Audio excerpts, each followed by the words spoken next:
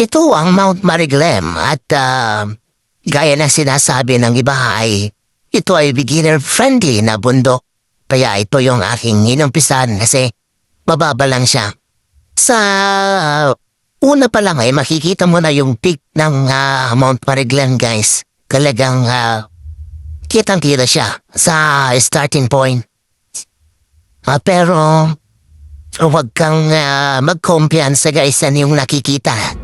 So, kailangan mo pa namang daanan yung mga areas niya, guys, like peak 1, peak 2, peak 3, peak 4 hanggang sa peak 5, which is yung pinaka-peak. So, 5 yung kanyang peak, guys, dito.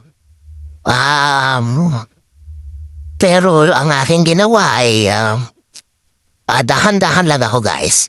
Yung sa una namang part nga merong gusto nang mag-running trail Yung alam mo yung run trail, mahirap kasing gawin yun, guys, kasi nga paakyat. Pero kailan kong alam mo yun, kailangan kong magdahan-dahan kasi para makatapos tayo, guys, hindi pwede yung biglang, alam mo yun, bigla kang bibilisan mo tapos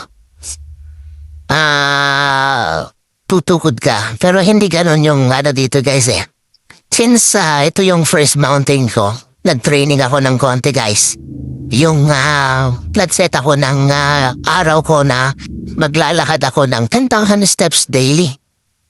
Tapos magja-jogging ako. Tapos maganda yung alam mo yun, yung magandang training.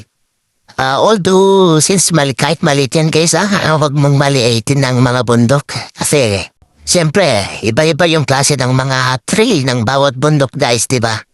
So, sa Mount Mariglem, sa akin ay natutunan ko ito, guys, na although sabihin natin beginner-friendly siya, guys, at least may kinuha akong training.